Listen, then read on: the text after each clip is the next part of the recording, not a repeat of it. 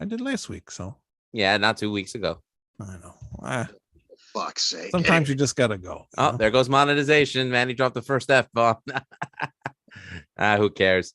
All right, Manny, have you purchased anything new recently? I have purchased quite a few things, but I was showing this off because it reminds me of being like Wayne. Wayne buys stuff he doesn't need of songs he already has. Not For me. example, his 10 billion Halloween CDs. I can't say anything because I 2 have billion. I have 75 Jimi Hendrix live recordings, and you, so I can't say anything. I think it's 3 billion by now. But I'll get on that in a second, but you got Whitesnake's greatest hits remixed, remastered, and revisited. So basically, Coverdale took they recorded some new solos on some of these tracks. Found some solos. I can't remember what song it was, but on one of these, they found a John Sykes solo, which kind of surprised me he could use it considering those two men are on the outs. But anyway. Well, he owns it because it was under the Whitesnake name. So and he was probably signed as a solo act, not as a full band on Geffen, is my assumption. So yeah, because David Coverdale did not share the Whitesnake brand with anyone. That's all him. It's safe to say that everyone, with the exception of the original members, is salaried, not a partner. No, I'm pretty sure of that. Yeah, you'd probably like to be under a Black Snake, Lou. Wait a minute. Would I like to be in Whitesnake? Oh, you'd like to be under a Black Snake. Oh, jeez. Wow. Wow, Wade. Wade. But don't. Good night, everybody. We just got kicked off YouTube. Shit. All right, what do you got, Wayne? You got anything else, Manny? Yeah, but I'm not gonna go get it. So you go. All right. Well, I'll do mine and you go get yours. I got some Sabotage reissues. Was that ever released on vinyl before this? I'm sure it was because this was in the 90s, so I'm sure it had to be on the vinyl. When did vinyl stop getting produced originally? Like 92? Probably late 90s. Late 90s. Okay. But you know, the pretty last cool. vinyl I bought was AC/DC. It comes with the slip mat too, so that's kind of cool. Oh, it's what's that called? Print disc. No. I mean the disc. The vinyl itself. It actually has like the full artwork on it. No, this one's colored. It's blue. Oh, okay. Oh, that's that's cool. nice. Yeah. What's it sound like? Or have you had it? Sounds like the album. Listen, smart ass. Does it sound good? I haven't listened to it yet. I have not had time. And Edge of Thorns. Oh wow. Yeah. So this one actually has 2 records. I think this is yellow. It's a pretty cool color. We need to cover Sabotage on this show because I have a confession to make. Which is I've never listened to them. Well, I got it. I used to see Sabotage all the time, and I'm in Tampa, Florida. How long have you lived in Florida, though, Manny? Your whole life? Most of it, yeah. Okay. Yeah, since I was real little, about 10. So anyway, I would see Sabotage. I saw them once that were Avatar or some other name. I didn't realize Avatar. They were originally called. Yeah, and anyway, I used to see them all the time. But when they got Zach Stevens, I never went and saw him again. I don't know why, because I bought the CDs. I just never saw him. So. And last, if he's watching, this is Scott's favorite band, Mr. Bungle. Evil Scott? No, not Evil Scott. Another that's Scott I work with. Oh, okay. He's supposed to be watching right now, and he loves Mr. Bungle. He loves when I play Mr. Bungle. I'm being sarcastic, by the way. I actually like that. I have mixed feelings on the album. Sometimes I like it, and sometimes I think it's shitty. So I don't know. I love their newest one, which is like a remake of their original demo with Scott Ian and who's drumming on it? Dave Lombardo. So wow, yeah, that's gonna be interesting. It is. It doesn't sound like Mr. Bungle. It's like thrash. So it's not like crazy. But that's what they originally started. Yeah. They did? I thought they were like some sort of Butthole Servers type band. No, they started as a thrash band, and all of a sudden they started bringing in horns and clowns and all the circus bullshit. Yeah, because I think he really tried to deviate from what he was doing with Faith No More. I never understood that. You work so hard for your success, and then suddenly you become successful, and then you're like, I don't like it, so I'm going to do this other thing. Because it was more of a vanity project than it was like anything else. So a vanity project, you kind of take it upon yourself to do whatever the hell you want, not worry about if it's going to be commercially viable or successful. It's like, well, I got my meal ticket. That's Faith No More. I'll do whatever the hell I want with Mr. Bungle. So, but it worked in his favor. There's a big following of Bungle fans out there. Oh yeah. I finally bought that CD like 3 or 4 years ago. I didn't even buy it at the time. I just, I like Faith No More. I wasn't a fan of that. Now I like it a little bit, but I still don't love it. So. I love Faith No More. I Faith No More actually, but Mr. Bungle, And then I also got some cassettes. These are being very popular right now for some reason. I don't know why. I can't stand cassettes. I never liked. I don't know. I got them at a yard sale. Women wanted $3 each for these. I said no. They're like you can't even listen to them in your car. No, I only buy them just to have them. Just to have them. Yeah. Oh, I got it. I'm buying some of the ones that I had when I was younger because I was stupid and I sold them all. I just like how they look. I got rid of tons of cassettes, but I didn't. I've got a few, but only because I haven't replaced them in a CD. And Lou, I interrupted you. No, it's okay. It's funny that we're talking about cassettes because when I was working at Eternal Con for Trauma, you wouldn't believe what most people were buying. It wasn't DVDs and it wasn't Blu-rays. What was it? It was the universe. 8 tracks. No, very funny. No, so back in the day, the PSP used to play like movies on like little discs. Oh yeah, yeah. So the PSP portable discs. Those were huge flops. They were flops, but there were PSP discs of the Toxic Avenger film that people who love Trauma were just like, oh my God, I need that. Not because I want to watch it, but just because I want to have it. So they were dropping good loot for it. They were, you would think you would probably find it in like a bargain bin for $1. They were dropping 30 bones on a PSP copy of Toxic Avenger just because they wanted to have that in their collection. So, people buy anything. They still use that thing, that PSP, because you can mod it and you can have it play anything. I wouldn't know. I haven't been a gamer since 2011. And the last video game I bought, I could tell you, Legend of Zelda Skyward Sword. And I think I played it for 5 minutes. I have the remastered of that one. I'm yet to play it yet. All right. By the way, I don't have any new CDs to show this week, but I did make a purchase on Discogs yesterday. Which was? Michael Kiskey's first solo album after exiting Halloween. Oh, that should be cool. It's got Adrian Smith on it, right? Adrian Smith and Kai Hansen are on it, and that was my sole purpose for getting it. And there was a song that I heard on it that he filmed the video for it in New York City, and it was a dedication to Ingo. And I heard it and I liked it. I'm like, I would just buy it on the strength of this song alone. Yeah. So, looking forward to getting that in my collection. Oh, and I did buy the 2001 remastered edition of Turbo on Amazon because it was like $5. But there's a double. Is it the double? It's not. It's not.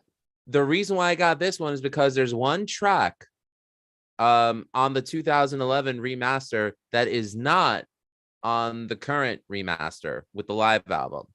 Oh wow, okay. And this song was actually supposed to be part of the Twin Turbos project, which we'll get more into that when we talk Turbo. Well, before we get started talking about collection, like Wayne, you got rid of your CD or tapes. I regret getting rid of my vinyl. I had tons of vinyl and I couldn't give it away, but it was played so much it was worthless anyway. I got them as a kid. But now I've been rebuying stuff I used to own on vinyl, but I'm only buying certain things. I'm not buying everything. I mean, it's got to be like, unless it's dirt cheap, I'm not buying everything. So here's another thing I got: Prince and the Revolution live. It's a Blu-ray 2-disc edition of a live concert. I guess it aired on MTV or something, but I don't remember it. But I'm a Prince fan. Is Bambi on that? No, yeah, actually it is. That is my favorite Prince song after Purple Rain. Wait a minute, hold on. Okay. No, I know you're not a Prince fan, Wayne. It's fine. Oh, how could you tell? Because you said posted about it on TikTok. And this is the band that makes Wayne throw up anytime he sees them. The Monkeys. Oh, how could you hate the Monkeys? I don't hate the Monkeys. I loved the Monkeys when I was younger. Yeah, I still love the Monkeys. You don't like them anymore, Wayne? No, I didn't like all the stuff was good, but when they got newer, no, I didn't like the newer stuff. Well, if you don't have any disc, if I find any cheap, I'm gonna pick them up for Actually, you. my friend gave me the it's a box set of the TV show. I think it's the TV show. I got sitting over there. Yeah. I can't reach it, but I haven't watched that yet. But yeah, I used to be. I don't know if you saw the story that I told Manny. It's pretty No. cool, Well, actually. I love the Monkeys because it was like the Jeez. Beatles meets the Marx Brothers. So I loved it. Yeah. I was young. I was a huge Monkeys fan. Monkeys was like my first band ever, right? Mhm. So I watched the TV shows, the repeats or whatever. So I thought they were new when they were repeats. so did I. But I went to a store. It was a store called Caldor way back in the day. So I went there, and I'm going through the cassette, the music section, and I see the new Monkey album, Pool It. It was called at the time. I got so excited. I couldn't wait to get home or to get to the front of the store to go buy it. I get halfway there. All of a sudden, I was so excited, I threw up all over the floor in the store.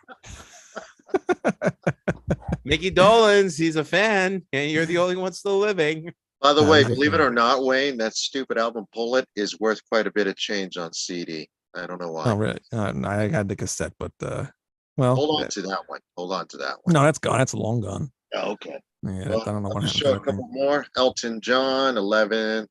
November 17th, 1970. Symphony X, excuse me. There you That's a go. good one. Something good, finally. Yeah. Jesus Nah. Christ, you bastard. Simon and Garfunkel, Wayne's band that does not make them throw up. And I bought a lot of these Who albums that are live, Grand Rapids, Michigan. It's actually pretty damn good. All right, a Rolling Stones bootleg, and I think I'll stop at that. I can only imagine how loud the Who were when you saw them live when it was the original four. I would defy anyone to not wear earplugs seeing them live. I mean, that was maximum volume. I mean, even if you watch the old footage, it's like the volume buzzes on the live performance. Oh, you could, yes. It was, I didn't see him with Keith Moon. He already died, but I saw him like I was 12 years old. I think they had another guy up there playing keyboards or something, but John Rabbit Bundrick? I think so. He actually was on stage. They didn't hide him like, other bands do. No, the Who never hides their backup musicians. I mean, I remember watching the Tommy concert in '89 on TV. The whole backing band got as much on-screen time as the original three members, which I thought was great. Well, Lou, it was so loud. I still remember. I was 12, and I've seen Motorhead. I've seen Slayer. But Wayne, you could feel the static in the air. I'm not kidding. It was that loud. Yeah. I'm surprised those guys have any hearing left. Maybe they don't. They probably don't. I think Townsend is actually deaf in one ear. Not surprising. Yeah.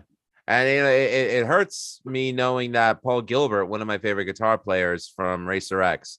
Notice I said Racer X, not Mr. Big, although I do like Mr. Big. I like He's Mr. Big. got hearing loss. So, but And he still has like one of the best tones that I ever heard.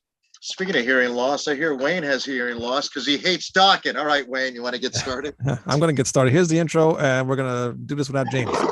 We'll be right back.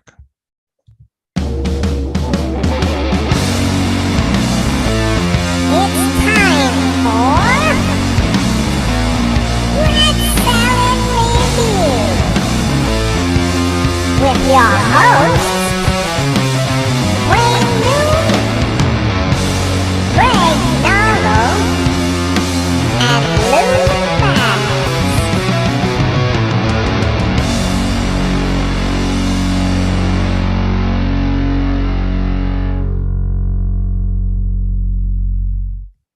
Welcome to Rat Salad Review. I am joined here today with Hank Hill and Paul Stanley and me, Wayne Noon.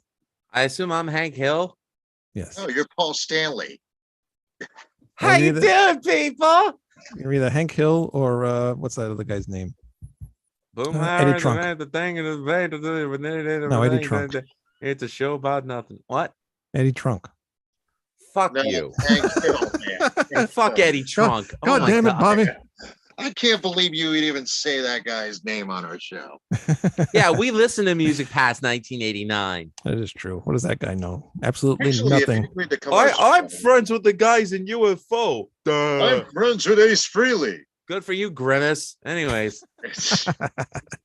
Actually, something cool. One of the guys on our network from the what is that? Metal Thrashing Nerd podcast. Metal Mike, right? Yep, he might be getting Michael Schenker on his show.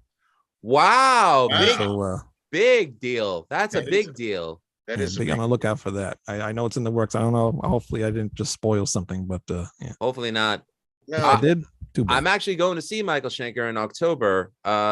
He's got Eric Martin of Mr. Big. Funny enough, we were just talking about Mr. Big before as the direct support. And opening the show are my friends in the band, Pavement Recording Artists, Images of Eden.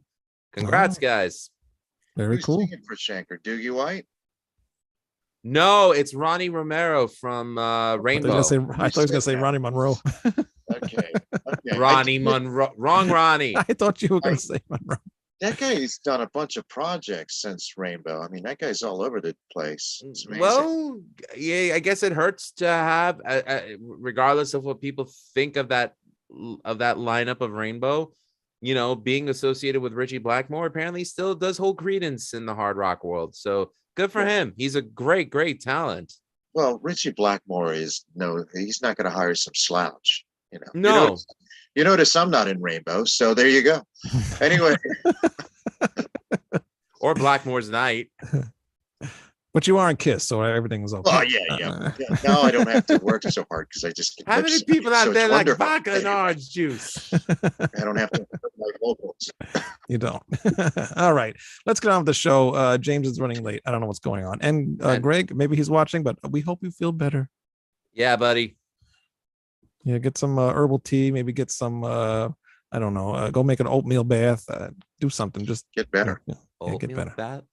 Okay. Oh, is that for chicken pox? He has a migraine, not chicken pox. Oh, so oatmeal bath wouldn't help. I wouldn't know. I've never taken an oatmeal bath. How about Calgon? They still make Calgon? Calgon, take me away. Drink Ovaltine. Anyways, let's go. Ovaltine might help. Yeah. Judas Priest Screaming for Vengeance. 8th album released in 1982. The first time the same drummer played on more than 2 albums. Isn't that amazing? Yeah, but oh, and Dave Holland. I wrote here, do you still hate Dave Holland, Lou? He sounds good on this record. He does. It spawned not as stiff. No. He spawned the single You Got Another Thing Coming, which was a last-minute addition to the album. And as of the 30th anniversary in 2012, it's the top-selling release in their career. Really? It's their biggest single? Biggest album. Oh, Screaming for Vengeance is their biggest album. Okay. Mm-hmm. All right. So for me, personally, I think this is the best artwork they've had since Sad Wings. I love that eagle. It's called something, the Hellion, right? Yes. Yeah. I love that artwork. Looks awesome on a shirt too. I have the t-shirt. But this will probably be the shortest show during this whole battle because we have 3 albums that show the bands being at the top of their game. Screaming for Vengeance for me is where Priest really got their shit together. You got the opening, the Hellion, with both guitars doing a medley together and the drums just crashing. So simple, but really puts an image in your head that the band's going to rip right into probably the best opening track of any album, The Electric Eye. Rob is kind of laid back a bit on here on the vocals, which fits with the song perfectly, but the music itself is packed with energy and catchy from beginning to end. Riding on the Wind continues with keeping the album going at fast pace. I have no clue as to what the hell Dave Holland is doing in the intro of this thing, but it's pretty cool and it works with the song. And this is where Rob starts to let loose a little bit on the vocals. Bloodstone brings the album down a little bit in tempo, but it's a great song. I just have no idea what the hell is Bloodstone. Anybody know? No idea, but we don't care because it's awesome. It is awesome. Next. Did my camera freeze? Your camera froze. It did. Yes. And it sounds like Dave Holland's doing like a 6/8 time over a 4/4 beat. Yeah, I don't know. Because you know the song is like 1 2 3 4 1 2 3 4. He's doing 1 2 3 4 1 2 3 4 1 2 3 4 1 2 3 like that, and you know it's probably Tom Allum probably taught him that because he just plays like.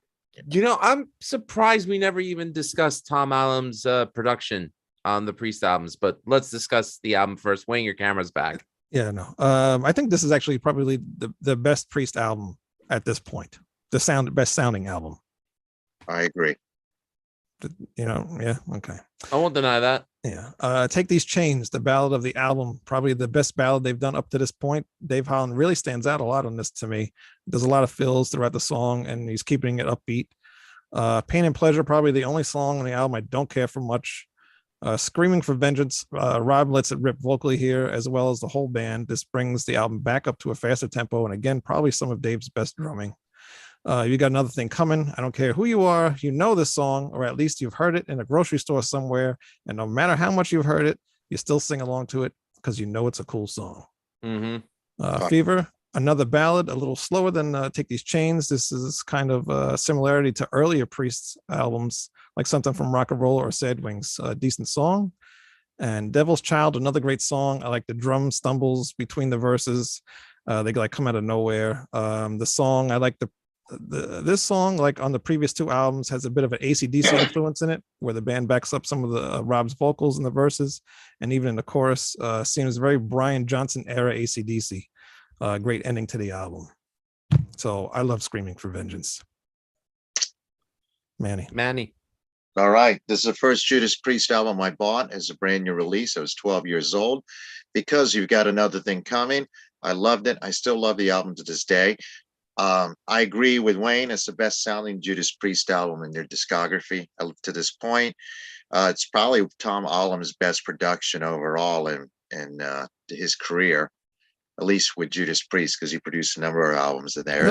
And then I think too, this album was recorded the same place that the Point of Entry was recorded in too, right? It was, yeah, it was. This album was album recorded in Ibiza, Spain. Yeah. That one was this album, and so was the next album, Defenders. They're all recorded in the same place. Yeah, it's the sound is excellent. I agree with you, Tom.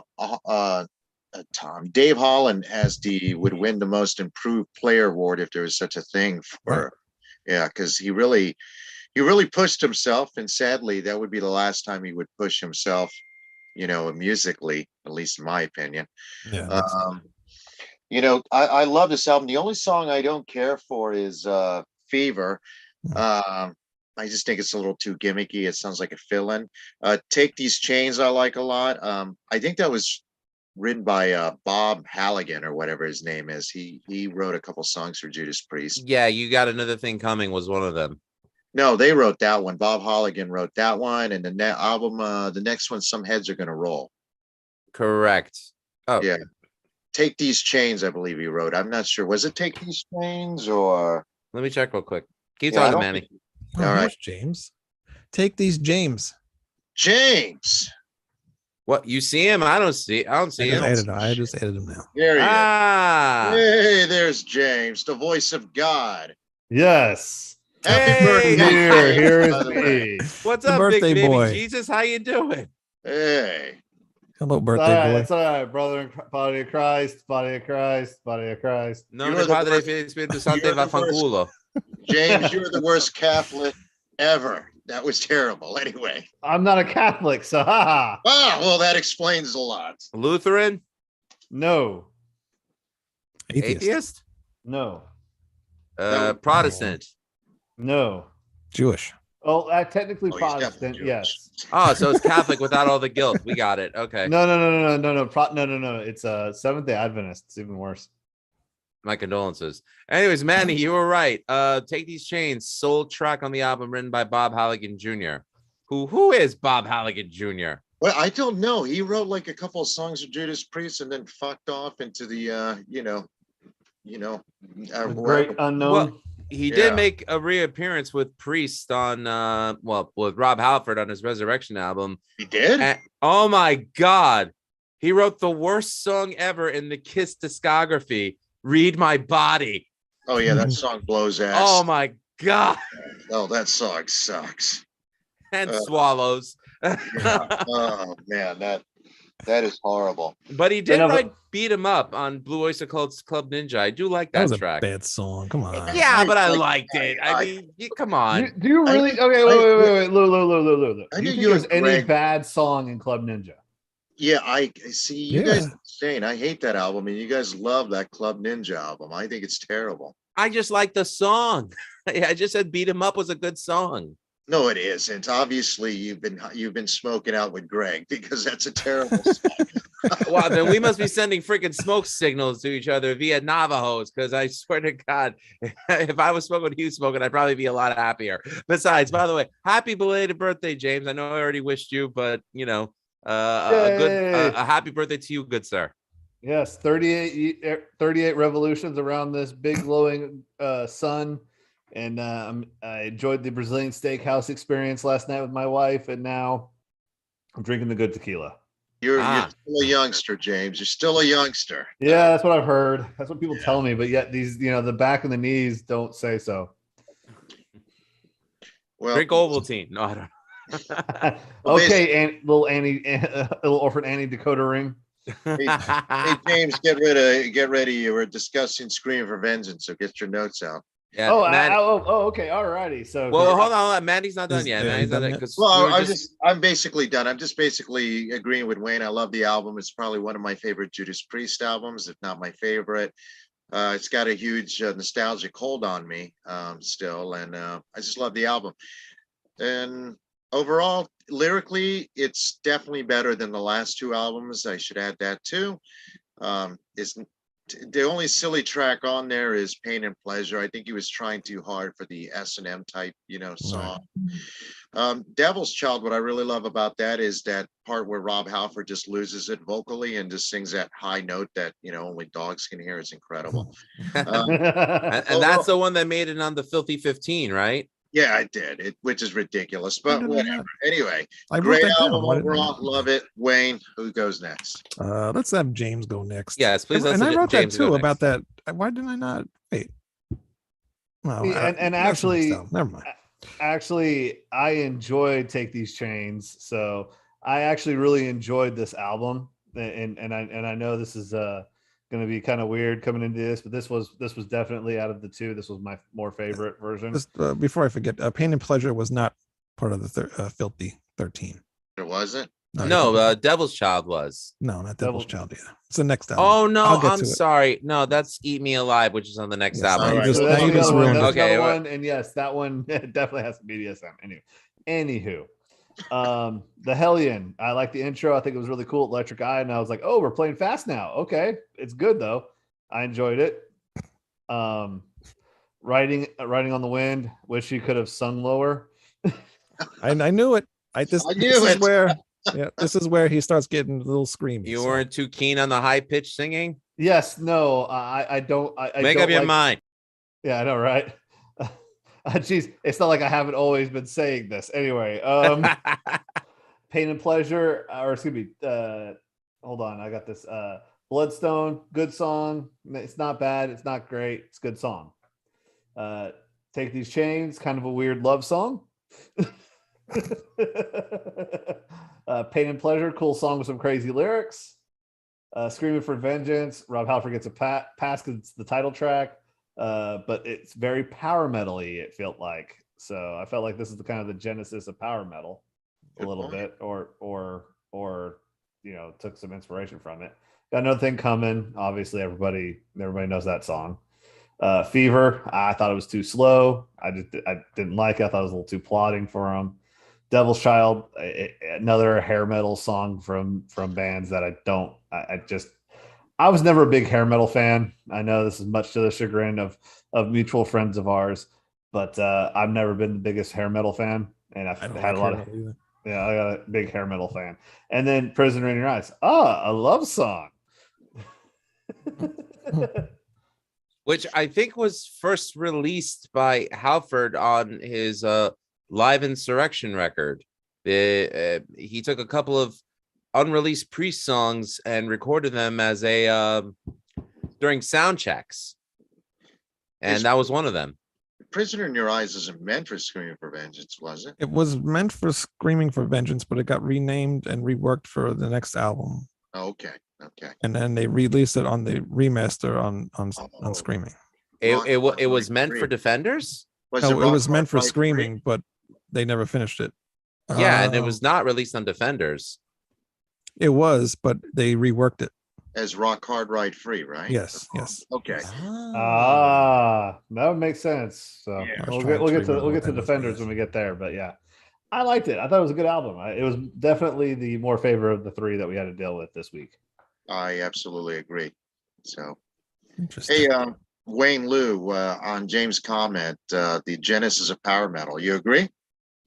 Yeah, What was this? 80, 82. 82. 82. So yeah, because there wasn't power metal didn't exist. So yeah, I guess so. I mean, that was more of a question for that because I was like, is this the power metal genesis? Because obviously you guys are way more versed in the 80s than I am. Well, Hence I was born Well, halfway through it. So You mean like European power metal, right? Because there's a difference between European power metal and United States power metal. listen, well, nerd boy, we were just talking about power metal. yeah, we're just I talking about don't wanna power get metal people there, confused. freaking gatekeeper. People get confused. I mean, Uh, honestly, I mean, yeah, I think power metal. I guess I see more European because I think Right. like Sabotage and more like Halloween and stuff like that. Yeah, that's more power metal ish. So I had to work another Halloween reference in there for Wayne. So Thank you, I appreciate that. I mean, just the fact that the tribute album itself, like most of the European power metal bands, covered songs from this album. You know, Halloween especially because they did Hellion Electric Eye, and they did a great version of it. Mm. You know, I mean, Riding on the Wind. I heard a Swedish black metal band cover it. I heard Witchery cover it. I'm not gonna go through the list, but I mean, please don't, please. There's a lot, but yeah, James, I would agree with you. It was definitely influential in the European power metal movement. I could just as soon as I heard it, I was like, this is a power metal song, and I'm not sure power metal was there yet. Not yet. Murphy's in the chat. He says Judas Priest started power metal. So many bands copied their style. It's amazing. So Okay. Well, there's another guy agrees with you, James. I agree with you too. I just never occurred to me till you just said it truthfully. Well, and that's the thing. Like you guys have probably heard this album a million times, whereas this is the first time I actually sat down and listened to an album. You're right. You have a good point on that too. All right, Lou, go. So interesting. My brother did have this on cassette, but I never really listened to it until 1993 when I was listening to WSOU. There was a DJ by the name of Top Jimmy who played rare tracks, B-sides, live cuts. He was every Friday night from like 8 to midnight. And the track that he played was off the Priest Live album. It was Hellion Electric Eye. Excuse me. I immediately fell in love with it. And that's what made me pick up my brother's cassette copy of Screaming for Vengeance and just listening to it on repeat. Now, I've said in the past, Black Sabbath invented heavy metal and Judas Priest perfected heavy metal. And this album, I think, is proof positive that they released like the perfect heavy metal album. And to go along with what you were saying, James, yeah, it completely influenced the European power metal scene, but it influenced thrash bands, it influenced speed metal bands. I mean, I know before we went on air, I was talking about Resurrect. They get lumped in with the hair metal thing, which I think is completely unfair. I mean, no, because I like Racer X. Oh, I'm glad you do. Okay. I mean, not to mention they covered a Priest song. They covered Heart of a Lion, which, we'll get to that when we discuss Turbo, and they did a killer job of it. But, and on top of that, Scott Travis, the drummer of Racer X, is now in Priest and has been since 1990. So, yeah, I mean, all the bands, all the genres that they influenced in their wake from this one album, it's in my top 10 favorite Priest records. Hellion Electric Eye, I'm sorry, they both go together. I know every time they're released on a compilation, they're released as two separate tracks, but no, they go together. They really do. Riding on the Wind, great song. Love Bloodstone, but even I don't know what the hell it means. I mean, I've heard of the terminology, draw blood from a stone. So, tomato, whatever. Take These Chains, I loved. Other favorite tracks, obviously the title track, Screaming for Vengeance, and You Got Another Thing Coming. I mean, I remember as a wee lad watching this on, the Power Hour on U68. Yeah, on my old UHF television set, and seeing it and thinking, I was like, I was really attracted by the lights that were going off. I thought that was cool. And, good lighting and metal to me went together like, good metal and Australian car chase exploitation films, like Mad Max. So come on, it did not suck to be a kid in the 80s. I don't give a fuck what anyone says. No.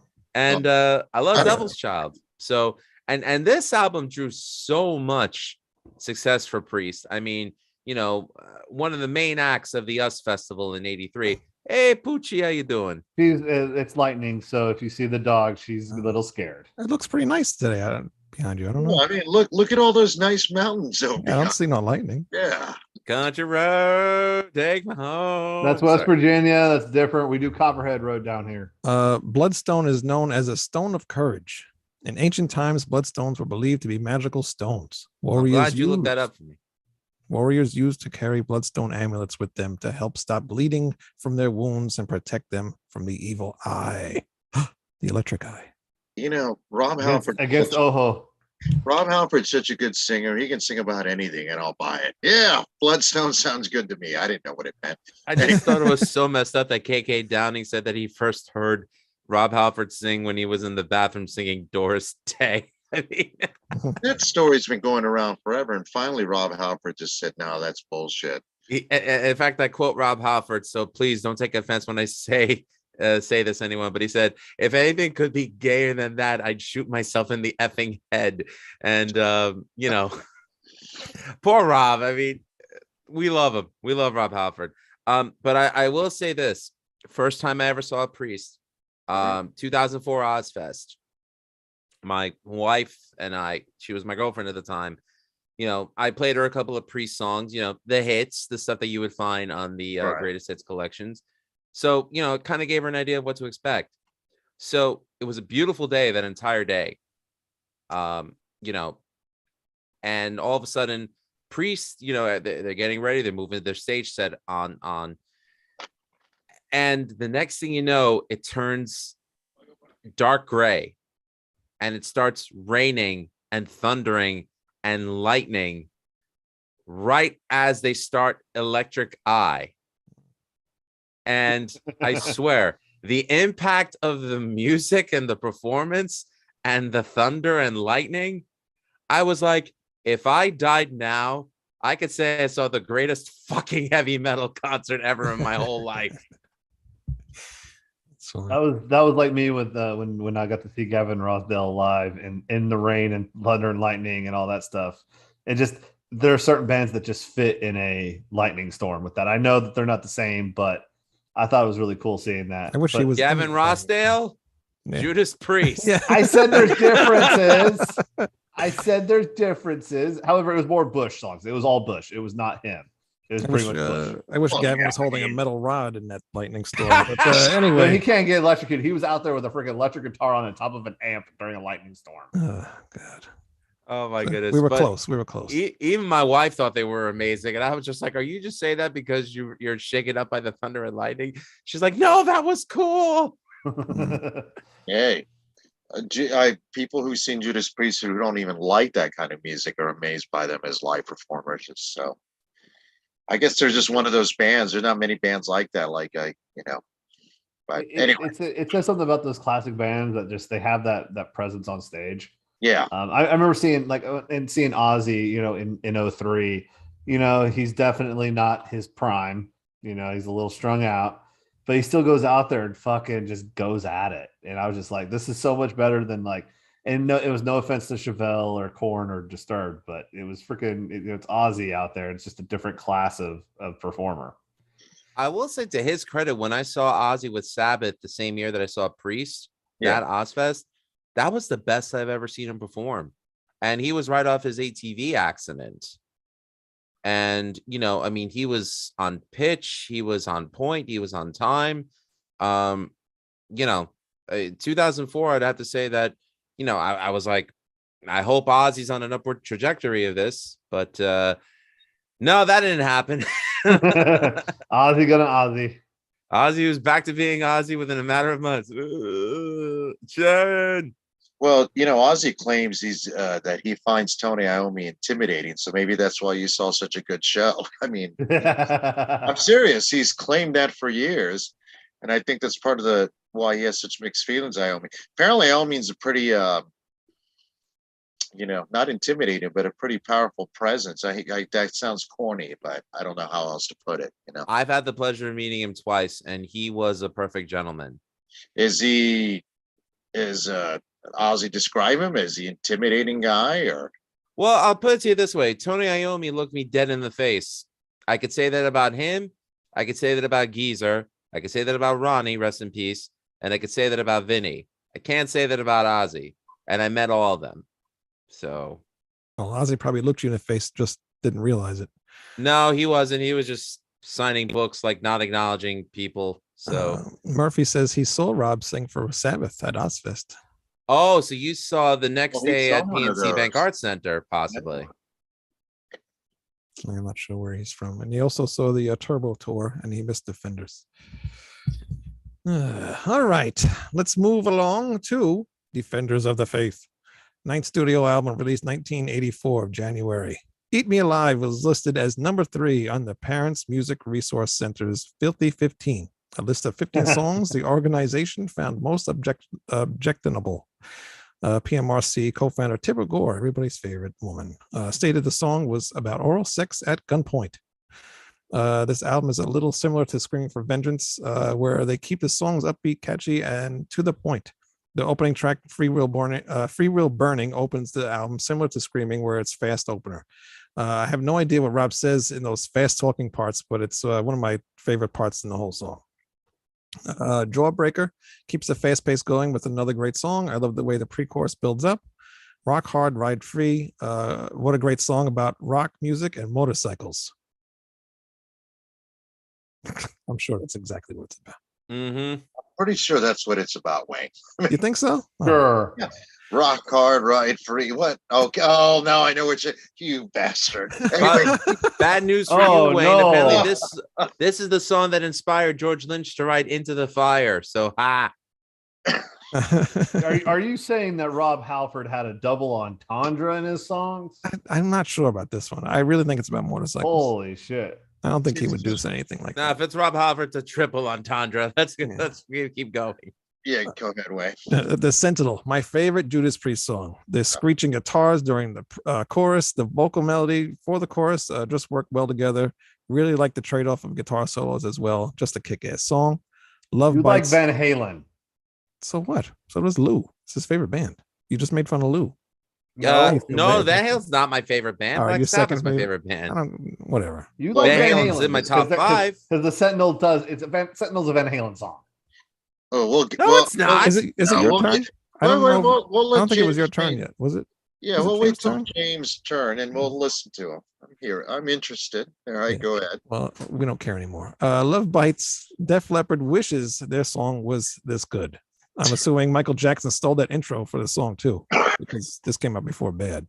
He did because he sucks. Anyway, go ahead. I used to not be a big fan of this song because it really doesn't do much, but over the years it's grown on me. One of my favorite parts is the guitar, that little fading thing in the background there.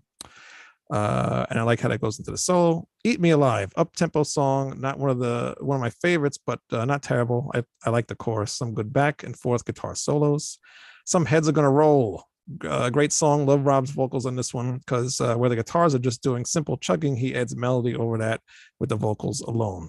When the night comes down, my favorite ballad they've ever done. I really love the way the chorus comes in after that main part of the song. It's kind of low, and it builds up and sounds really big in the chorus and in front of those guitars.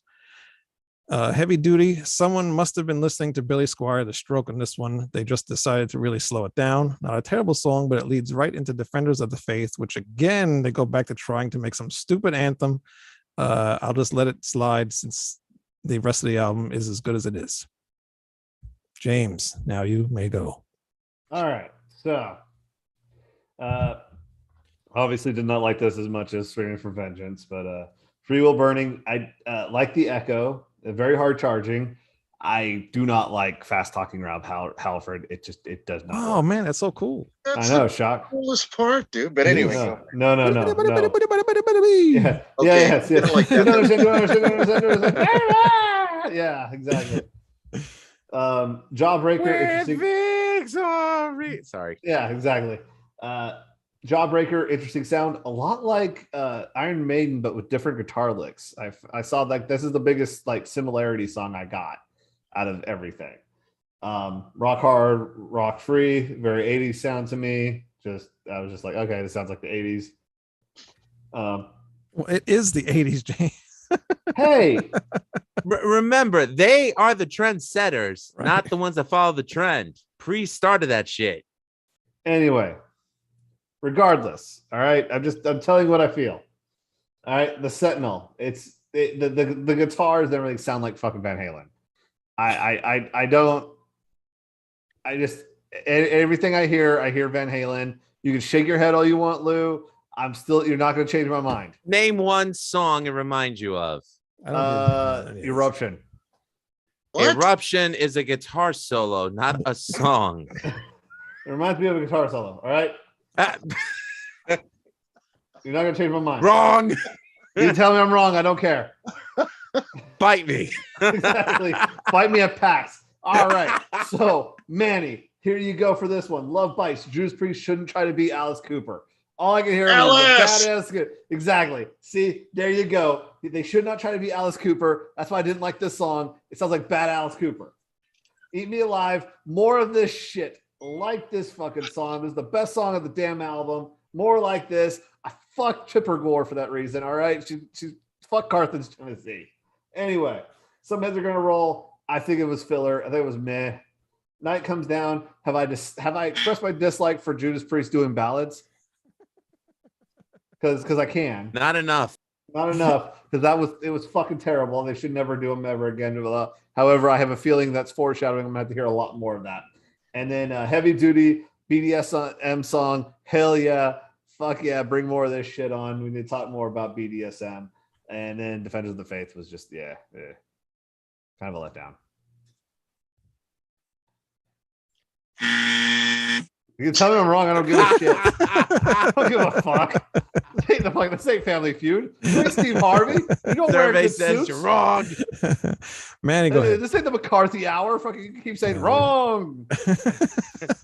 All right. Well, Not McCarthy McLaughlin Oh, group. McLaughlin. Who gives a shit? You're too fucking old for me, all right? I'm 38. That's fucking old as shit. How do you remember the McLaughlin group that you freaking Saturday saying it? Night Aren't they all- Live, buddy. Saturday aren't Night they all- Live did a Carvey. they're all dead, aren't they? Anyway, Probably, as they Yeah. should be. Well, PJ O'Rourke's still alive, but fuck him anyway. Murphy's favorite song is Free Will Burning. It's one of his favorite of all time. I love Defenders of the Faith, but it suffers in comparison to Screaming for Vengeance. It sounds like a direct sequel. Something Judas Priest never really did is really try to blueprint the album previous. Even the artwork is similar to the previous album. I don't think the production is as good, personally. Well, with the artwork, I think they were trying to make some kind of like mascot type thing. Yeah, I think so too, and I don't think it worked. Because on the back there was like some kind of thing about the other thing was the Hellion. This was the Defender or something like that. And they tried to make some kind of story about it, which the Judas Priest don't need The stories. Metallian. Metallian, called it. yes, thank you. Oh, thank you. Actually, live though, they had it was a pretty cool stage set. If you've ever seen the tour, footage from this tour. So I didn't see this tour. It's one of the few times my mom put her foot down. You're not seeing someone named Judas Priest, I wonder why. Well, being a Catholic, I guess she didn't like the name Judas, and I tried to tell her a Christian band. She didn't buy that. So I don't think seeing Rob Halford first time you think Christian, but hey. what, leather? That's as Christian as it gets. Anyway, back Hey, to no. I like Defenders a lot. I kind of agree with Wayne's point. Every song is good. Heavy Duty and the title track, those songs they can stick up their ass. Talk about filler. I mean, Defenders of the Faith, what is that? Oh, that's terrible. And I love the album. Some heads are going to roll. I don't love that song. It's a little too poppy for me, which is ironic. I'm saying that considering where we're going with the next studio album, but is it a good song? Yeah, it's well written, and I agree with you. What saves a song is Rob Halford adding that extra melody that probably didn't exist till prior he got a hold of that song to sing. Lyrically, it's still a strong album. Eat Me Alive is definitely this is where Greg would have been handy. It shows Rob Halford's sense of humor, like he said. It's definitely tongue in cheek. Same thing with Love Bites, and I love that song Love Bites. I never thought about the Alice Cooper thing, but I kind of get where you're coming from. That atmospheric, Alice type thing that he would do when he went solo. Overall, a great album, but not as good as Screaming for Vengeance, in my opinion. And production, not as good. Lou? This is my favorite Judas Priest album ever. Wow. This is the one that I remember listening to first as a kid from start to finish. My brother Mike, God rest his soul, he had the cassette and I loved it. So that being said, it's my number one, but I will be objective and I will discuss the songs. So Free Will Burning, love this song, but it is the worst song to listen to if you're stuck in traffic on the Long Island Expressway. Jawbreaker, my favorite hard rock candy song, which that's not what it's about, but work with me here. Rock Hard, Ride Free, love the song. I made a mistake. George Lynch of Doggett was not influenced by that song to write Into the Fire. It was actually Some Heads Are Gonna Roll, which is not written by any of the members of Judas Priest. That one was written by Bob Halligan Jr. However, it is the one song that I listened to as a kid that really stuck out when I heard the album. I was like 4 or 5 years old when I first heard it. So can you imagine little me at 4 or 5 years old going, "Some heads are gonna roll"? Like that. That was me. I was that kid. I have no shame admitting that. The Sentinel. Oh, Jesus Christ. Best song on the fucking album. Oh, shocker. And it is nothing like Van Halen. You can keep fucking saying it. I can still get a I'm telling you, it's a fact. It does not. James, where are you getting Van Halen from? Van Halen never wrote a song like that. Ever. You can keep saying it. I'm going to keep fucking saying it. I don't give a shit. I think you're saying it just to fuck with us. I think so, too. Hey, where do you get Van Halen from? I don't hear Van Halen. Really don't hear it. But I'm moving right along, except one thing. Fuck Machine Head and their stupid poser ass cover of it. Oh, I like that cover. No, fuck you, Rob Flynn, because you know what? You ditched metal because you thought it wasn't cool. You had that stupid spiky ass hairdo in '99. I didn't forget, and I ain't forgiven. Moving right along. How do you really feel, Lou? Shit. Yeah, Lou, how do you feel? Oh, he's okay. Now, Love Bites. We said Christmas cards later on. It's okay. Love Bites. As much as I love the song off Hysteria, I do prefer Judas Priest version. By the way, I have to correct you, Wayne. That intro, it's not reminiscent of Bad. It's actually reminiscent of Beat It. Yeah, get your Michael Jackson right. But it was on Bad. That's what I meant. No, Beat It was on Thriller. No, Beat It's on what Thriller. The hell do I know? Right. That was 82. Sorry. This is 84. Actually, I should just quit the show. Nah. I come in peace. Eat Me Alive. My only comment for this is fuck Tipper Gore and the PMRC. It's a good song, and honestly, I thank God they're not around anymore, and screw them all for trying to ruin good rock music for all the fans in the first place. Some Heads Are Gonna Roll, as I explained. I loved it. Night Comes Down. Definitely a great ballad. Not my favorite ballad that they've ever done, but I do love it. And as far as I'm concerned, the album should have ended at that. Right. And if anything, Heavy Duty Defenders of the Faith, you should have combined it as one song and then thrown it off. Yes.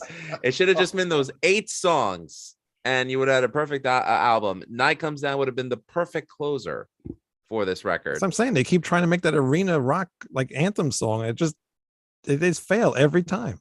No, Stop doing it. You've got another thing coming, Living After Midnight. I No, mean, but like they always had like those chanting songs. What was the one that was on the last album? It just got that like Red, white, and blue. United. Yeah, what well, that was from a different album. But United? United, yeah. Oh, And United, I yeah. actually like United though, but I know what you're saying. I like But United a lot more than this one. But United and God, Taking on the World. You know, I think they were trying to like be like Queen. Let's write an Right. anthem, guys, because Queen did, and that's my opinion. But Now, the funny thing is about the tour, you know, aside from like the Battalion being the mascot that they have behind them,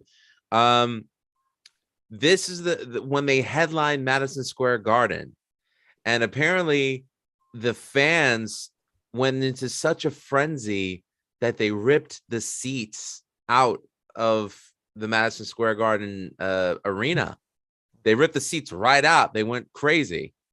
And apparently there's a photo where you could see like the foam and stuff like that from the seats everywhere. So as a result of that, Judas Priest has since been banned from ever performing at Madison Square Garden. This is in 1984. 1990, when they were on break from the Painkiller tour, KK Downing and Glenn Tipton, who are both tennis players and fans, I think they had the US Open or something. It was a tennis match at Madison Square Garden. So they had to come in incognito with like hooded sweatshirts and sunglasses on so no one would recognize them.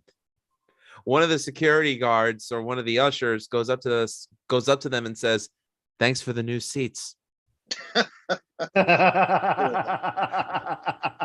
And you know, like everything in Priest, very cheeky. But that's my summation of Defenders of the Faith, my favorite Priest album of all time.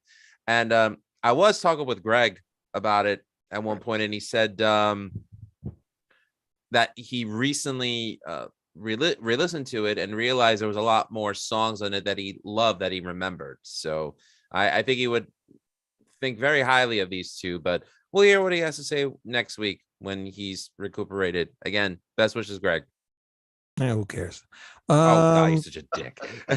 No, I'm kidding. I love Greg. know. My friend from work, he's watching, and unfortunately, he's got to leave soon. But he agreed with the stage being sick. He said that it was an awesome looking stage. But he agrees with me, Manny, and Lou on the Sentinel. And James, he's like, Van Halen, you're nuts. There is no Van Halen. And your point?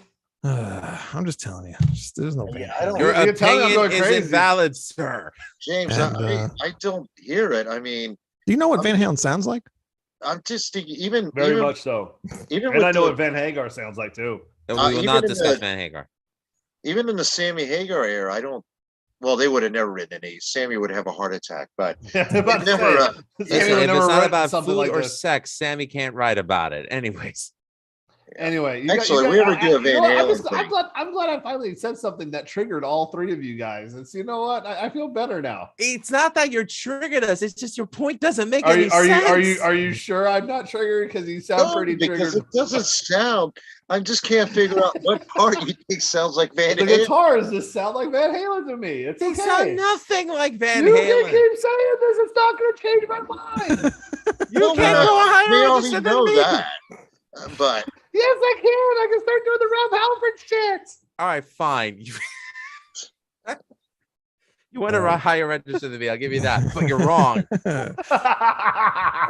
Murphy says the Clunkers are heavy duty and Defenders. The whole rest of the album is killer. You know We what? all agree. Heavy, We all agree. Heavy duty's freaking awesome. So That's some. Of course, you would like that song. Iron Maiden, Powerslave, released September 1984, features the long. Oh wait, I got yeah, this, and you kind of see it in the background, but I got the, that's the really pop figure cool, thing. actually. Am I the only jackass that takes his Funko Pops out of the boxes? yes. Yes. Oh, And you well, could have I stopped. plan You're on the only keeping them. jackass. You at least collect. I mean, I'm the only one who doesn't collect Funko Pops. But I also have a different plastic addiction. So Well, so you're the only grown up in this group, is what you're no, oh, sir, no. I do Warhammer figures, so I can't say a Oh damn my thing. god, you probably paint them yourself too, don't you? Why keep? My why, wife paints them? Oh, I wow, build that's- them. She paints them. Wait, I why got keep them boxed in? I don't get it. I like the box. I like the box, man. I Right. like how the box looks. Yeah, And we could always yell, "What's in the box?" That's true. Features the longest track in their career at this point, clocking in at 13 minutes and 45 seconds with Rhyme of the Ancient Mariner. It's also the last album to feature an instrumental track. Wait, what? It's the last album to feature an instrumental. Thank baby Jesus. In 1985, the song Flash of the Blade would be featured in one of Lou's favorite horror movie directors, Dario Argento, in the film Phenomena. Starring a very young Jennifer Connelly pre-Labyrinth. Oh, she was still a kid, huh? All right. Yeah, and Donald Pleasance is in the film too. Very cool. All right. Powerslave starts off in a feverish pace with Aces High. I wish they could have added that Churchill speech like they do when they play it live. That sounds really cool together. Yeah. But what a great opener. It kind of reminds me of Invaders a bit, but obviously way better. It's like they figured out what they did wrong with that song and fixed it here. 2 Minutes to Midnight. I remember seeing this video all the time and Headbangers Ball, such a great song with a catchy chorus. Lost for Words, decent instrumental, not as good as Transylvania or Genghis Khan. Flash of the Blade. I remember the day I bought this album. I was with my dad. I asked if he could stop at the music store on the way home, and he usually tells me no, but for some reason he just let me go this time. He doesn't like me wasting my money, but for some reason he stopped. Even during a snowstorm. Jokes on him. You still did it. Every kid got told that by their parents. No music, waste money. Look at the wall behind you. He taught you a lesson, didn't he? Anyway, go ahead. Well, he helped me build that shelf too. He showed you. Yeah. He actually helped me build that. So anyway, I went to the music store and I grabbed the Powerslave album, and it was actually the Castle reissue with the 2 bonus discs. But I remember when this song came on, and it was instantly like my favorite song on the album. I love the guitar intro, and I would always play that part on a guitar because it was the only thing I could do. But it was really one of those deep tracks that don't get mentioned much. So I love that song a lot. The Duelists, I really like this song too. Only part I'm not crazy about is the chorus where Bruce's vocals are off in the music. I don't hate it, but those oohs or ahs or whatever are throwing it off. I don't really care for that too much. Back in the Village, another really cool song. I love the guitars in this where it's not just doing some straight chords, but playing a bunch of notes in the verses as well in the chorus too. Powerslave, love this song. It's one of my top favorite Maiden songs. You can stare at the album cover and just hear the song, and the song is the reason why I hear other bands trying. This song though is the reason why when I hear other bands trying to do Egyptian type songs, I don't like it because nothing is as good as this. They don't measure up. Rymer the Ancient Mariner. I'll never forget seeing them play this live. Being at almost 14 minutes, it really doesn't feel like that long of a song to me because there's just so many parts and so much going on. My favorite is where the song slows down and then Steve Harris and the bass and those guitars are just going, and just makes your hair stand on your arms. And if you listen with headphones, I love that part because you can hear the boat and the water and everything going back and forth. So it's a really cool thing. And to realize that they did that like 1984, not like, because they didn't have the technology that they have today. So seeing that they were able to still pull something like that off back then is just amazing. And anyway, this album really brings me back to my childhood. At some point, my grandfather found the record at a yard sale or something, and he bought it for me because he thought I would like it just from the artwork alone. He didn't know I liked Maiden. But stupidly, I ended up selling it years later because I never had a record player, and I kick myself in the ass now because I held on to it for so long. I liked the record too because the jacket was textured. I don't know if anybody ever had the record. I had it. It was textured. Yeah, it had like this texture to it. I kicked myself. I had that on vinyl. Got rid of all my Iron Maidens except for a couple. I regret that totally. Anyway, continue. Yeah, but yeah, I'm done. But I have a couple Maiden records. But yeah, I wish I would have never got rid of that one. That was so stupid. Well, maybe you can find an original copy at Mr. Cheapo's. I've seen it, but it's going for like way too much money. Yeah, they want too much money for that stuff, Lou. That used to be like for. I mean, Highway to Hell is a perfect example. That album or Back in Black have sold millions and millions of copies. I mean, and they want like a used copy. They want like $40. Forget it. I'm not paying $40. It's stupid. It's pretty dumb. Yeah. Yard sales, sometimes you'll find stuff. But James, go ahead. All right. Thank God for this Don Julio private cask. Absolutely delicious. Thank you, Christie's Liquor, for this. Help me get through this. Aces High. It's about airplane combat. How can I hate it? I mean, Honestly, you'd like that one. Air Force guy. Yeah, I have to like airplanes. 2 minutes to midnight. It was good. I liked it especially when they harmonized and everything. I really enjoyed that song. And now we're gonna get to the rest of it. No. Lost for Words. But their best instrument. I will say this: it was their best instrumental song. I still wish they would stop. I put there though, but that is their best one. I wish they would stop. They do. Thank God. Now hearing that, it makes me feel even better. Flash the Blade. I can't hear Bruce. I can barely hear him in this freaking song. I don't know if it's just the way the Amazon has it or what. I couldn't hear him very well. So it kind of like I didn't understand what was going on. The Duelist, once again, I have no fucking clue what the hell he's talking about. Fencing. I assumed that, but I didn't really know. So I was like, what the hell is he talking about? And I couldn't really understand him. Back to the Village. Repeating the title is not a chorus. I repeat. Well, wait till we get to later albums. Oh yeah. Yeah, he keeps saying this shit. It keeps getting worse. This is only the beginning. Powerslave. The Egyptian stuff was really cool, but the rest of the song was meh to me. I didn't enjoy it. I mean, this is Iron Maiden. You should know by now. It's not my bag. Rhyme of the Ancient Mariner. Yeah. The Swedish made stuff is though. Anyway, Ew. Rhyme of the Ancient Mariner. Oh boy, a taste of what I have in store. Brace yourself in, kiddies. Well, you'll be happy to know it'll be 30 years from this point, 1984, that they won't have another long song like this. Okay. And that one's 20 minutes. No, that one's 30 minutes. Oh, no, 18 minutes. Yes, you're right. I said goody. Minutes. I'm going to have a blast, aren't I? You will. And You will. Spoiler alert. XYZ, our AI help you find perfect match. Oh, wait, that's bot. more That's scams. a bot. Yep. That's a bot. We're reporting. Oh, yep. Here we go. There's 3 of them. Damn, these people don't give up. Murphy, he saw the Powerslave tour live at the Spectrum in Philly. Still his favorite all-time concert. Blew his mind. That's incredible, actually. That would have been awesome to see that. Yeah, I know that stage set. Jeez. Oh, Yeah. Yeah, I saw Peace of Mind, but it was nothing like what I saw. I didn't see Powerslave. I mean, I seen pictures and DVD Live After Death. Anyway, go ahead. All right. Well, you go ahead. It's your turn. Oh, okay. I actually love this album quite a bit. Wait, did James talk about Rhyme of the? Oh, never mind. James, yes, are you you did. done? All right. Huh? Yeah, I was done. He's I done. was done. Sorry, Manny. Go ahead. No, you're fine. So I'm not going to talk about the individual songs overall. I just talk about the overall album. I love the album quite a bit. Actually, I think it's an improvement over Peace of Mind, and I like Peace of Mind a lot. It's a classic album from the album cover, like you said, textured. You could look at that album cover for hours. The opening track, Ace is High, is just high energy, just an incredible song. I love it. I like the subject matter. Actually, Iron Maiden was one of the first metal bands, if I remember correctly, that would take their political subject matter from historical events, at least starting from this album. I don't remember the last one. Literature. So they're kind of interesting that way. 2 Minutes to Midnight. Love that song.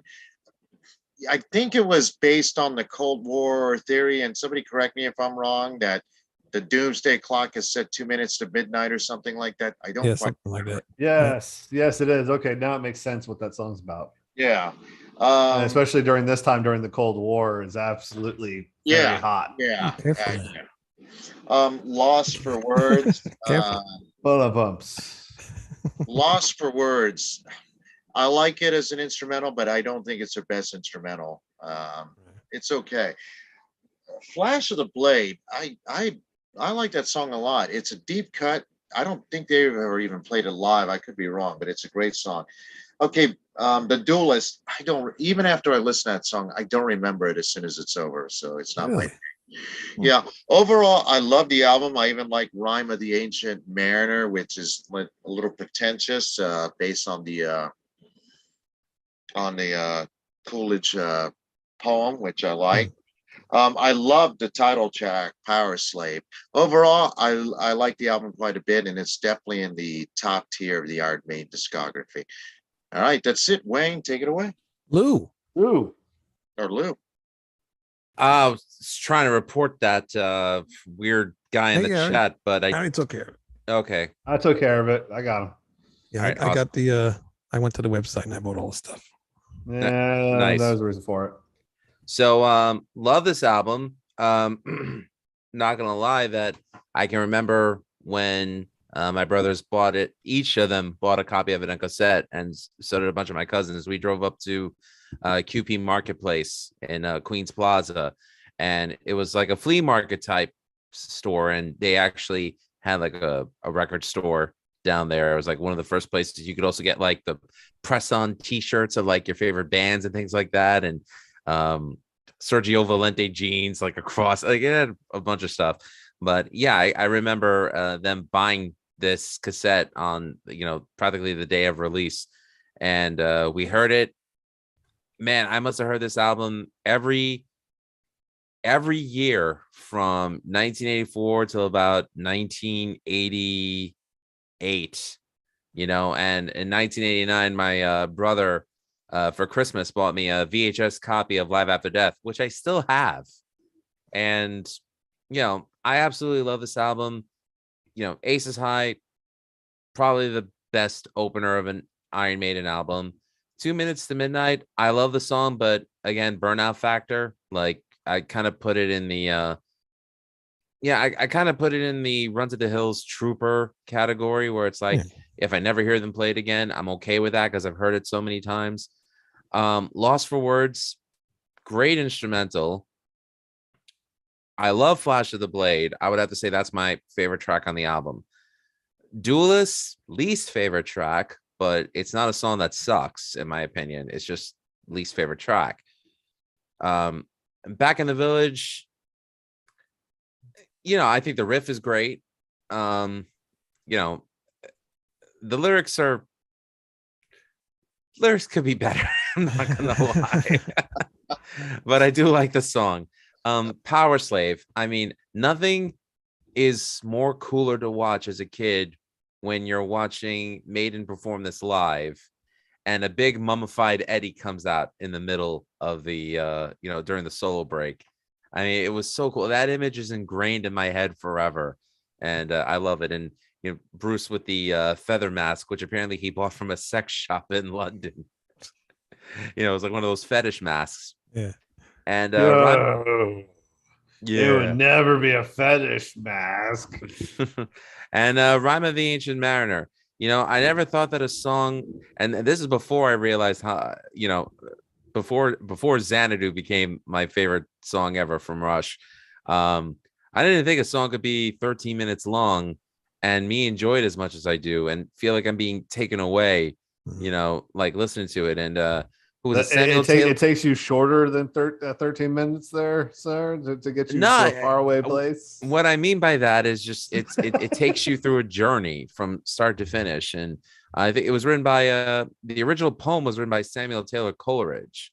And apparently you're right. And this is where the bird, the albatross, becomes symbolic for everything that came in its wake. I mean, if anybody remembers Monty Python when they had an albatross sketch and what the albatross symbolizes. Great song. I have not seen them perform it live. The only epic, I guess you could say, song that I ever saw them perform live was the title track to Seventh Son, which, great, but who knows if they'll ever pull Rhyme of the Ancient Mariner again. I doubt that they would do a Somewhere Back in Time tour again, considering that after every tour that they do to promote a record promotes the record, and then the one after that is the Legacy tour where they perform like, classics or whatever. So, we may never hear this song live again unless you go see an Iron Maiden tribute band. Which one is going to be playing Live After Death? Will be playing 89 North very soon. So, I'd like to go check them out. Nick Trotty, who's a friend of mine, he's actually the one that helped me mod my my prized Fender Stratocaster. He's the one that recommended to replace it with a DiMarzio Super Distortion pickup. And yeah, the mirror, it's because I'm a Thin Lizzy fan. So, Oh, and don't forget your copper ball. Brass nut. Oh. Yes, I'm an Ingve fan too, and the guitar sounds a lot cooler with the brass nut. All right, I'm gonna stop while I'm ahead. I told him I have 2 brass nuts, but go ahead. Yeah, Yordle. Anyway, All right, Hank Hill, calm down. Anyway, the Naked HD XYZ again. Hey, I Hey, have they're a really perfect good at that. match. My ass in your face. Anyway, AI help you find perfect match. Get out your penis with this pill. Anyway, go ahead. love Powerslave. Definitely my top 5 Maiden albums. Nah, it's a great album. By the way, I didn't think about it, but there is a Thin Lizzy influence on those guitars from Adrian Smith and Dave Murray, isn't there? Oh Well, yeah, I mean, and yeah. they even covered Massacre as a B-side during the Seventh Son period, and I thought it was a good cover. I don't think I've heard it. I've got the Eddie's Archives. It's got a lot of those B-sides, but I don't think that's on there. I'd have to look, but I haven't listened to it in a while. Yeah, I'm not crazy about that song. It's okay. Devil You know what's Dozer, worth his it, 'cause I cousin have it gave on him my Power iPod. Slave in 1984, and he was hooked. Still his favorite Iron Maiden album. Aces High is the best choice for an opener for this album, in his opinion. And he's going to see Iron Maiden in Tulsa next month, taking his Well, family, and he can't wait. First time. I hope he has fun. However, I will not be. I will gather around to miss that. However, I will agree. Aces High has been their best opener. I will And see any Iron of this Maiden in album. October, actually. So Well, I think I've seen him about 8 times. you've seen them that many times? Yeah, I've seen him pretty much every album since Bruce came back, except for like the last 2. Well, they haven't been to Tampa. They went, I went saw them with Leo, Leo from the, Oh yeah, yeah. and Spectre, Fate, Brian. Mhm. We all went together.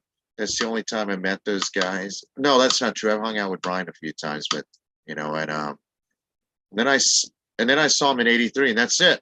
I haven't twice. So Oh wow. Anyway. I've seen Priest as many times as I've seen Maiden, which is 5 times, and probably the 2 legacy bands I will consistently see live, and because they put on a great performance, and they put on a great show, and they could still do it. But you're right, Massacre is not available on Best of the B-Sides, so it's only available if you could find yourself a copy of the 95 Castle Recordings dual disc release of Seventh Son. So I didn't good know. luck finding that. Well, you brought up legacy acts live, so did James earlier, but all those acts, AC/DC, Iron Maiden, Black Sabbath, Alice Cooper, see, I had to throw them in there. All these guys consistently put on great performances. I've never seen Halloween live. I don't think Halloween's ever come to Florida. They even tour the States, Wayne? They just came back for the. Yeah, they go to reunion New tour. York. Yeah, pretty much. I don't know if they went to Florida though. Yeah, well, Don't I know. mean, it does say something about those what I hate using the word classic, but the legacy bands that they just knew how to put on a show, and I think it's because that was the only way to hear bands, mostly because radio wasn't going on. So you could tell bands that have a live thing. So like I know for me, the one I regret not seeing is Seven Dust, not being able to see them They're still around. because Seven Dust was playing in Knoxville the same night as Ozfest in 03 when I already had tickets and I was driving to Atlanta. I found out that they were there. However, there's still new bands that do really good stuff. I always enjoy Head PE. I've seen them like 3 times. I've seen Head PE. I actually liked them live, and I bought the album. It's disappointing, Yeah, they're a little different. I actually saw them live with, I believe, the Beastie Boys DJ as guest DJ, and he just was in the background there. Mixed That Master actually Mike. would have been cool. Actually, that would have been cool. It was the cool thing was the warm up band was Straight Line Stitch out of Knoxville. They were the traveling opening band, so it was them playing home and just watching them go completely ape shit when they're everyone in the crowd knows who the hell they are and is excited to see them actually do good. That was really fun. So like Head B had to actually like step up their game because the rest of the crowd knew who the opening act was.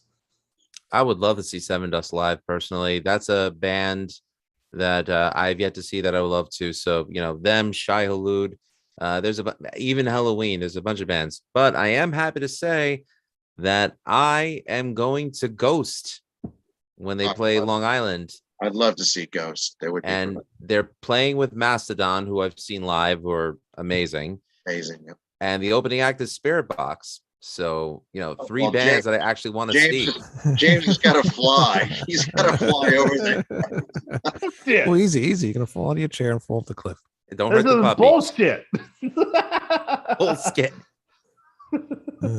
Fucking This is bullshit. some goddamn bullshit.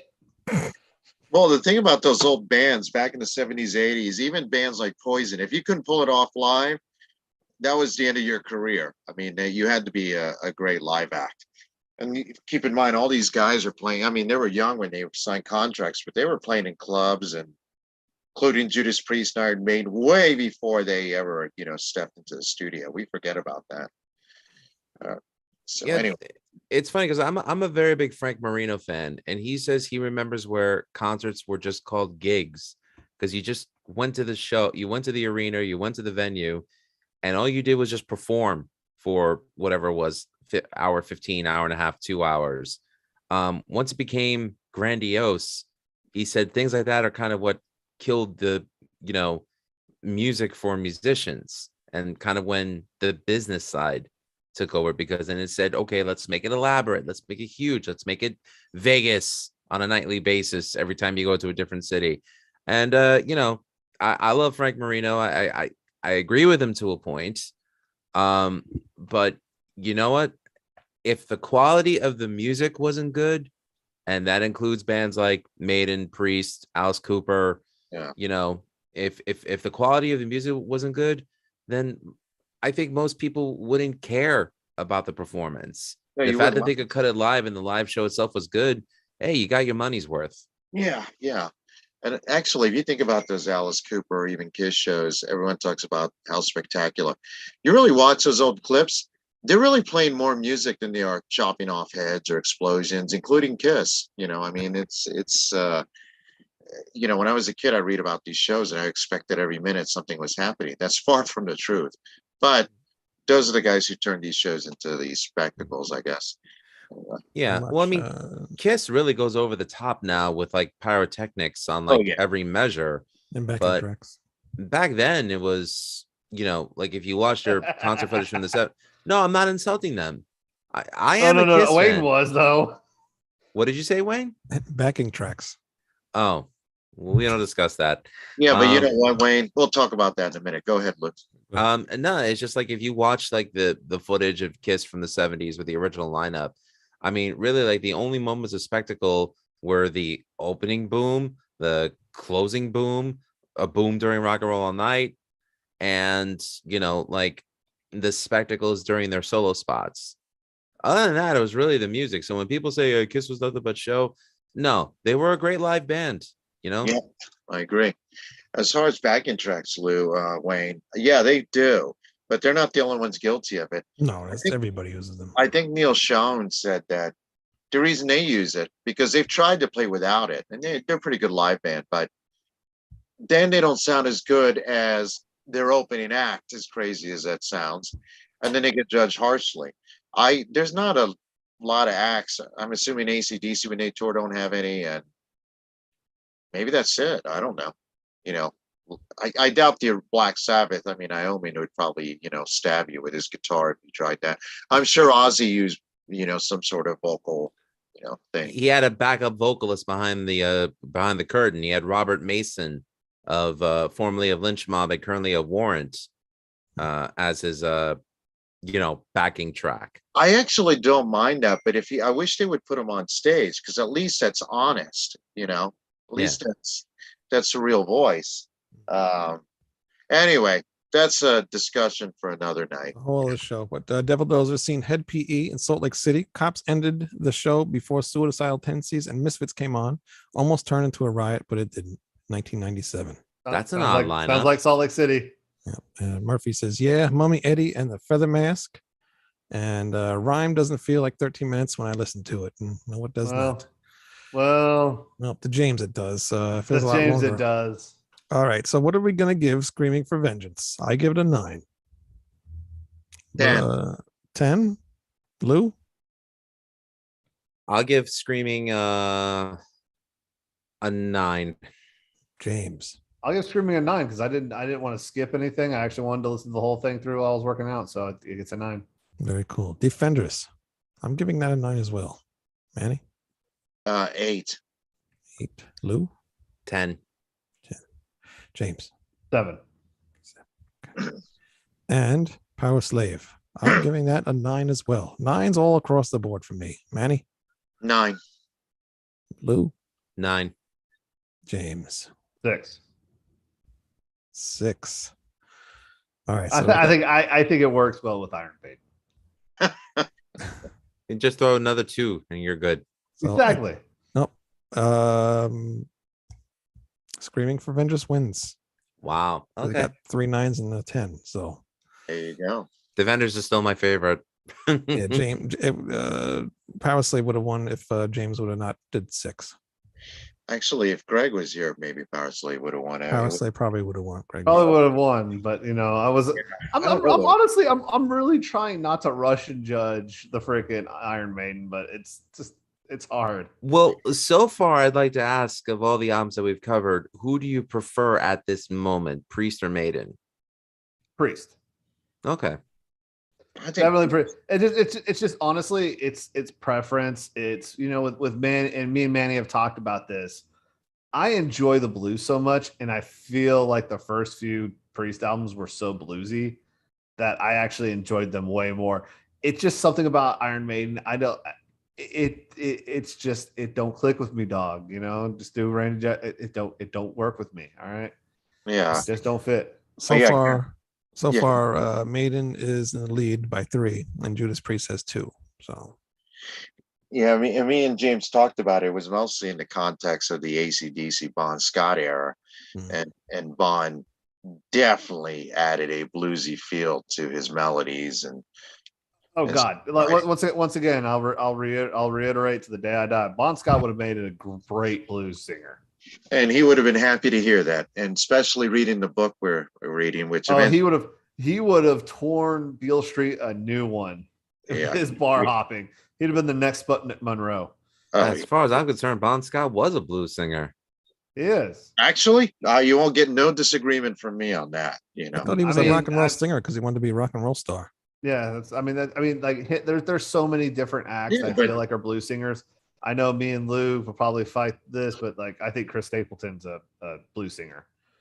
I don't know enough about Chris Stapleton to have an opinion, so I'll withdraw until I listen to him. And Wayne, that lyric rock and roll singer, is a perfect blues lyrics in a way. He's talking about his life. This is who I'm going to be. Also could be a punk lyric because he tells you can shove your moral standards. So Yeah, but he's not singing in the punk style, which is just in your face, and that's pretty much what punk's supposed to be. because when you're Bon Scott, you don't need to be in your face. That's how cool he was. Anyway, back to Judas Priest, Iron Maiden. Well, I He just is your want face. I just want to bring up one point though. Considering what we're saying about Bon Scott, I would have to say a lot of the singers from the 70s, Ozzy, Ian Gillan, David Coverdale, Glenn Hughes, they're blues singers too, because they were influenced by the blues. Even Mostly. Brian Johnson Yeah. too, actually. Yeah, and so I feel like Brian Johnson gets a bad rap because he gets compared to Bon. Well, that's not Brian's fault, unfortunately. It's not. It's not his fault. It's not his fault. They just people do it. Yeah. I mean, you could enjoy them both and like them each. You can have your preference for your own reasons, but as far as comparing them, I don't know, that's unfair. I mean, it's Bon not- and Brian are 2 completely different singers. Yeah, it's night and day. I mean, Actually, honestly, I really enjoy his version of the Jack when he does it live. I like Brian Johnson's version of Yeah. the Jack. I think Yeah, but- I think it works great. And But- it's probably one of the few times where a replacement singer does the original vocalist song justice. yeah, and not only that, Brian does it his own way. He's not trying to be Bon Scott. Anyway, we'll talk about Bon, I guess, when we talk to that writer at some point. And I actually just emailed her again today. So he's away again. So I got to see what's Well, going on. we'll worry about him. He'll The come. whole of the show. Yeah. All right. So tonight, Judas Priest won with Screaming for Vengeance.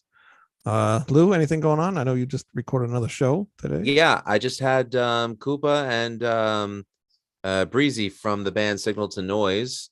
I just interviewed them. They were recommended to me by Mr. Michael Brandvold of Michael Brandvold Marketing and Three Sides of the Coin, the Kiss podcast or Kiss fan podcast. But he did work with the band during their reunion tour. He's the one that set up kissonline.com. Mike's sending some great talent for me to interview, which is great. Unfortunately, I am behind on releasing episodes. Life gets in the way, unfortunately, and we're podcasters, not by profession. We do this for love, and we enjoy doing it, but sometimes life does get in the way. And my apologies to Michael, but he knows that I'm busy, but I am excited about the current project that I'm working on with you, Wayne. So that's, I think, gonna melt some faces. Maybe. Oh, have you heard it, Manny? I heard it. I liked it a lot, actually. There was Wait, thanks. yeah. No, I did. I liked it a lot. I'm looking forward to hearing the rest of it. He's lying. Yeah. No, I heard a snippet. I hadn't heard the whole thing. I liked what I heard. Say if you liked it, you would have listened to the whole thing. You didn't send me the whole thing. Yeah, it did. No, you didn't. Obviously, you've been drinking, mailman. Maybe. Go ahead. I don't know what the hell he's talking about. That I don't know what the hell I sent them. No. Anyway, I heard it. I liked it a lot. I look forward to hearing it, actually. Yeah, we'll never send you the rest of it. And if you're interested, check out our Facebook and Instagram pages for our band Severed Angel. Just type in Severed Angel Band and you'll find it. Yeah, it'll be there. And no, it's not a Christian or a black metal band, so stop it. No. And I have an interview coming up right after I do this show. It won't be live, with the Dragon Rojo Metal Fest and San Diego Metal Swap Meet people. So that'll be interesting. And I think that's coming up in October. October is the Swap Meet, and November is the Metal Fest, which is pretty cool. It's going to be a lot of bands on both of those shows: Evil Dead, The Lord, Weird Slay. I don't know what the hell. Gene Hoglan Experience, Night Shadow, bunch of. Derek Riggs is also going to be there. So that'd be kind of cool. Where is this? Hyrax or whatever do that show too. Yeah, he'll be there. He's like the DJ there. That is in San Diego. I only know because Scott Waters and his friends go there and buy a bunch of shit, basically. Anyway. Yeah, so I'll be doing that. That'll probably go up on Friday, so keep an eye out for that show. And James, what about your show? Oh, you're talking about No Huddle on the Rocky Mountain Sports Network. No, it's we're doing good. We're almost at the end of preview season because this month we have college football. My long drought will be over. I will have football to watch very soon. We are finishing up soon. We're going to have a live episode coming up, hopefully Sunday. With illnesses and everything going around, we're going to be previewing the Mid-America Conference, also known as the MAC, and also the Sun Belt Conference, which we refer to as the Fun Belt because it's one of our favorite conferences of smaller Southeastern schools. So me and Caleb are going to be talking about that, and we're doing live shows now. So we're done with doing the the pre-recording and getting used to each other, and we're now going to go live on Facebook on Rocky Mountain Sports Network. So if you guys could watch that, it'd be very appreciative. Cool. Smash that follow button, hit the like button. Murphy like, says, comment, subscribe, comment, right. and subscribe. Hit the bell to let you know that we're coming live. That's right. Murphy says Frank Marino has great, Strange Dreams, awesome track, and Sister Change. Many others too. Juggernaut, classic album.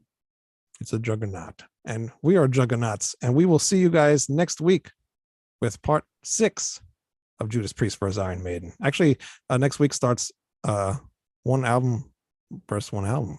No more of these triple album. Wait. We're not doing 2 Judas Priest albums. No, next week. Turbo versus Somewhere in Time. We will be quickly going to 2 Iron Maiden albums versus 1 Judas Priest album. No. Yeah, we got a few of those. No. Not until we hit the 2000s. No, we got Painkiller versus No Prayer, Fear of the Dark. So we got 90s. I don't know what list. Okay. That must be your list. Oh, so that means that X Factor and Virtual 11 are going against Jugulator? No, Jugulator and X Factor are going against each other. Oh, and then Demolition versus Virtual 11. Yeah. Well, better send that list to me because I have no idea. What? 2 wonderful albums. Anyway, go ahead. Yeah, can't wait for that. I but like yeah, Blaze. I'm gonna be so sad that I won't be here for the whole Pink Ram It Down 7th. well, then maybe we should record those a lot sooner. We, Then we should record those next week. actually, well, what are you doing right now? Not listening to this yet. Okay, so he gets that a 0. Yeah. All right, everybody. Thank you very much for coming in the show and watching. Even though, yes, you were late, Devil Dozer, but that's okay. You can always watch it again from the beginning because right after this ends, you can just hit replay. So hit subscribe, hit that bell button, and we will see you guys next week. Toodaloo. Demoni, the Sentinel does not sound like Van Halen. Yes, it does. Liar. Nope. Yeah, Speak the truth. I We're am. still recording, so it don't matter. I can still I know. say this. We're gonna keep going. Whoever gets the We're, last we're word going wins. to. We're, Oh I'm still no, gonna no, win. no! I'm Not still letting gonna you. win Not, this. not It letting you. doesn't Not letting matter. you. I'm Not still letting gonna you. win. Not letting Kill you. it, It will still Wayne. sound Kill like it. Van Halen. Kill it. You No, better no, kill no, it. It no, doesn't no, matter. no, It's no, still no, gonna no, happen. no, you're It wrong. doesn't You're wrong. matter. Thank you, Wayne. keep Here, I'm gonna yelling get the it. last I word don't in. care. 2 against 1. You're wrong.